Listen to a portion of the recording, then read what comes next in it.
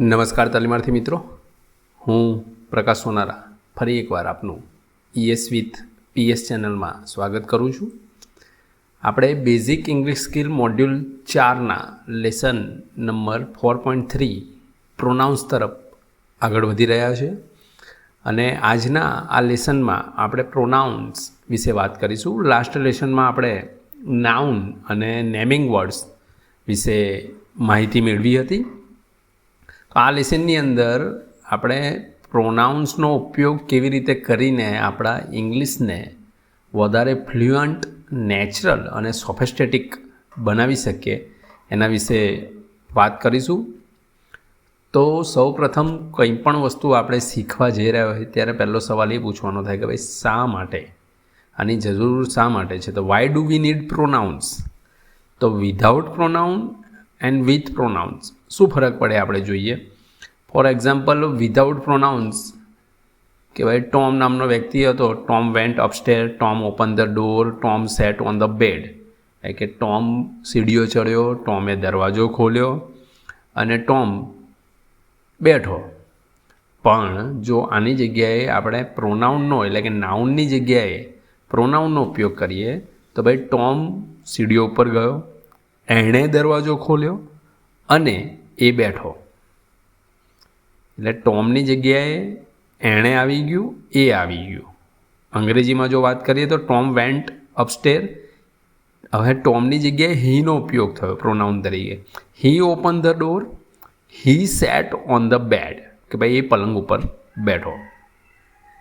તમે જોયું કે ભાઈ જ્યારે પ્રોનાઉનનો ઉપયોગ નથી થતો ત્યારે નાઉન એટલે કે નામ વારે ઘડી આવે છે અને એ આપણને થોડું પેલું શું કહેવાય રિપીટેટિવ લાગ્યા કરે અને કોન્સ્ટન્ટ રિપીટેશનના કારણે એ વાંચવામાં એઝ વેલ એઝ એને આપણે એક્સપ્લેન કરવામાં થોડું ડિફિકલ્ટ પડે. જ્યારે આપણે પ્રોનાઉનનો ઉપયોગ કરીએ તો આખું વાક્ય જે છે એ મચ સ્મૂથર થઈ ગયું અને અનનેસેસરી રિપીટેશન જે હતું, જે આપણો ફ્લો હતો સેન્ટન્સનો, એ અનનેસેસરી રિપીટેશનના કારણે જે બગડી જતો હતો એ ફ્લો પણ સુધરી ગયો. એટલે તમે અહીંયા બેઝિક ક્લિયર ડિફરન્સ જોઈ શકો છો કે ભાઈ વિધાઉટ પ્રોનાઉન અને વિથ પ્રોનાઉન શું થઈ શકે છે. તો વોટ ઇઝ પ્રોનાઉન?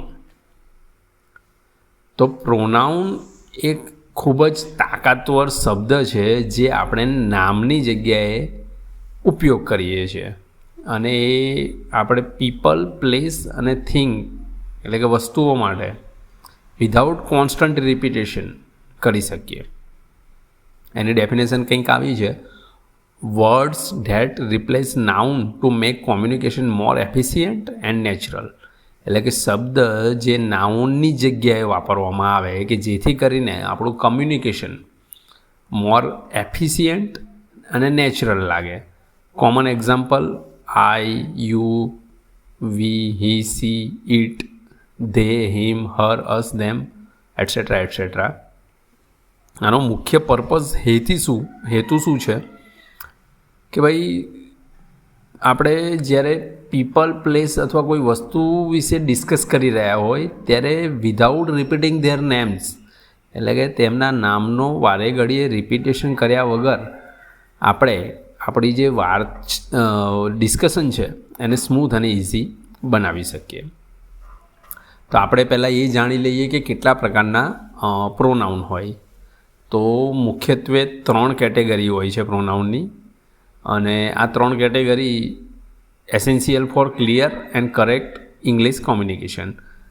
આ 3 કેટેગરી ઉપર જો આપણે પ્રભુત્વ મેળવી શકીએ તો પ્રોનાઉનનો ઉપયોગ કરીને આપણે આપણું ઇંગ્લિશ કમ્યુનિકેશન બેટર બનાવી શકીએ.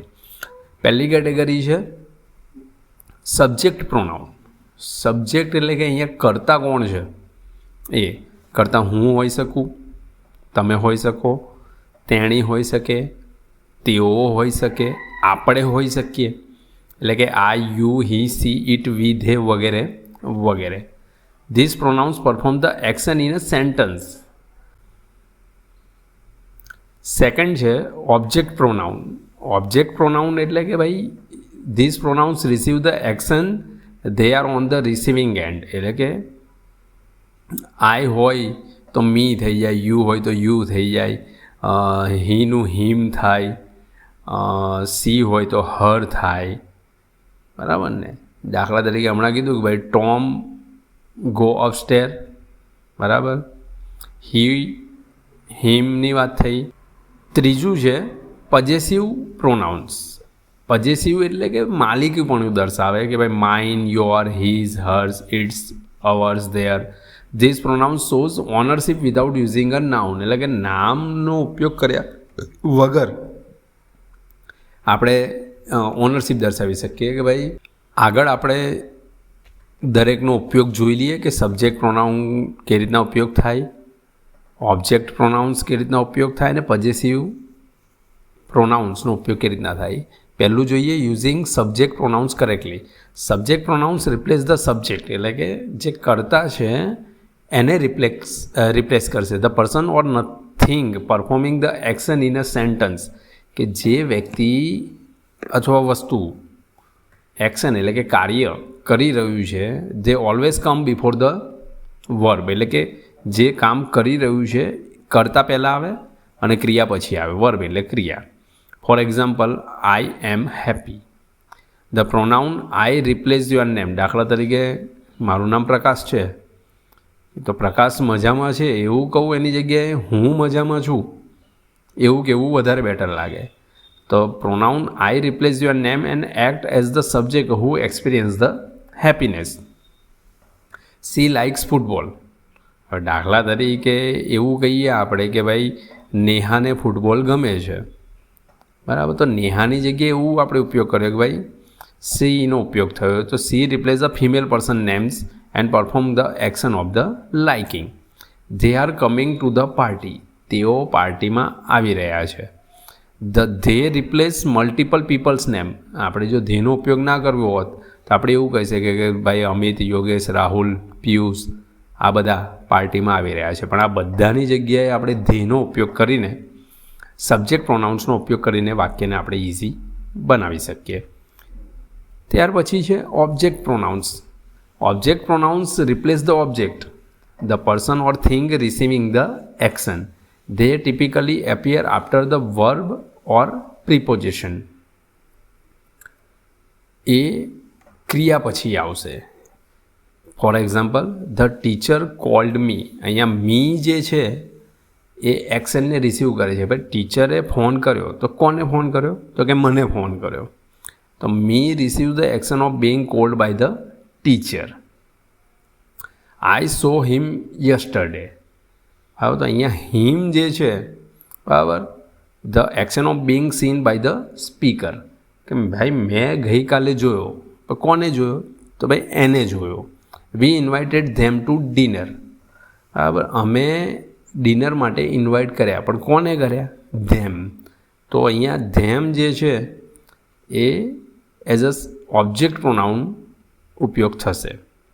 આગળ પોઝેસિવ પ્રોનાઉન્સ એટલે કે માલિકીપણું દર્શાવે. પોઝેસિવ પ્રોનાઉન એલિંગલી replace noun to indicate ownership without repeating what's being own. They stand alone without needing a following noun. For example, this book is mine. Instead of my book, this book is mine. માઇનની જગ્યાએ my બુકની જગ્યાએ આપણે mine વાપર્યું. That car is hers. ભાઈ પેલી car જે છે એ તેણીની છે, તો હર કારની જગ્યાએ હર્સ થઈ ગયું. The house is ours. Instead of our હાઉસની જગ્યાએ, એટલે કે અવર હાઉસની જગ્યાએ અવર્સ વાપરી શકાય ખાલી. The house is hours. તો આ હતા 3 પ્રોનાઉન. હવે કઈ જગ્યાએ તમે કયો પ્રોનાઉન યુઝ કરો છો એ ખૂબ જ મહત્ત્વનું છે. દાખલા તરીકે સિંગ્યુલર અને મેલ હોય, દાખલા તરીકે પ્રકાશ લોસ્ટ હિઝ કીઝ, બરાબર, કે ભાઈ પ્રકાશે એની ચાવી ખોઈ કાઢી. તો his agrees with the singular male noun, કે ભાઈ મારા નામની જગ્યાએ હિઝ વાપરી શકાય. હવે માનો કે પ્લુરલ અને ફિમેલ હોય, the girls forget there books. તો અહીંયા એક છોકરી નથી. જો એક છોકરી હોત તો તમે હરનો ઉપયોગ કરી શકત, પણ અહીંયા એક છોકરી નથી એટલે તમારે ધેરનો ઉપયોગ કરવાનો છે. Their agree with the plural female noun of girls. તો આના માટેની પ્રો ટ્રીપ એવી છે કે ભાઈ when gender is unknown or irrelevant, એટલે કે ભાઈ જ્યારે તમને ખબર નથી કે જેન્ડર શું છે ત્યારે તમે they or there can be use as a singular pronoun. Someone left their umbrella, કે ભાઈ કોણ ભૂલી ગયું એ ખબર નથી, એ પુરુષ બી હોઈ શકે, સ્ત્રી પણ હોઈ શકે.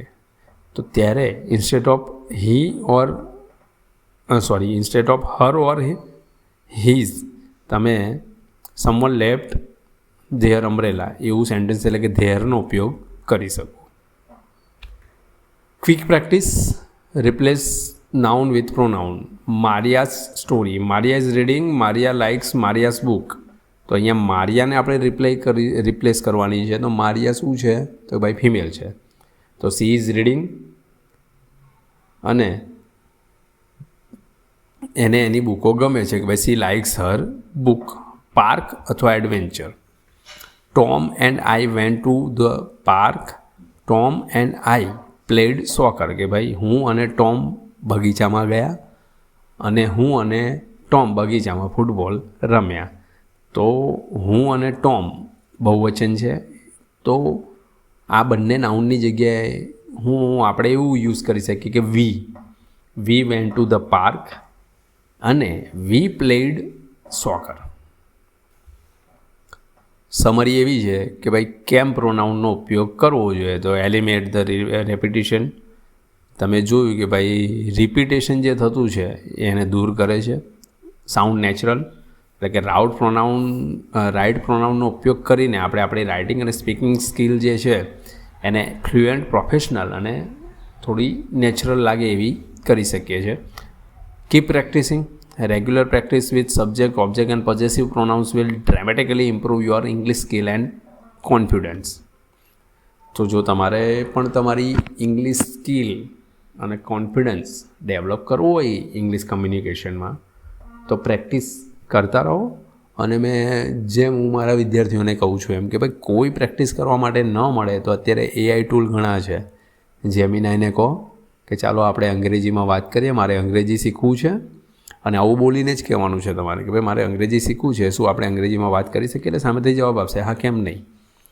અને એને એટલું કહેવાનું કે ભાઈ જ્યાં મારી ભૂલ થતી હોય ત્યાં મને તું જણાવવું જોઈએ. એટલે તમે અંગ્રેજીમાં વાત ચાલુ કરશો બેઝિક, અને વાત ચાલ્યા કરશે, અને જ્યાં તમારી ભૂલ થશે ત્યાં તમને આ જેમિનાઈ કે ચેટ જીપીટી જેવા એઆઈ ટૂલ્સ છે એ તમને તમારી જે ભૂલ છે એ બતાવશે કે તમે અહીંયા ભૂલ કરી રહ્યા છો અને ભૂલને સુધારવા માટે તમને જણાવશે. એટલે તમે ઘરે બેઠા આ રીતના પણ અંગ્રેજી શીખી શકો છો.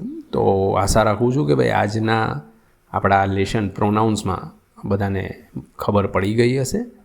અને જો વધારે ખબર ન પડી હોય તો યુટ્યુબ પર ઘણા વિડીયોઝ અવેલેબલ છે બેઝિક ઇંગ્લિશ ગ્રામરના, જેની અંદર તમે વધારે ડીપમાં આનો માહિતી મેળવી શકો છો. તો સૌને નમસ્કાર, ફરી મળીશું નેક્સ્ટ લેશનમાં.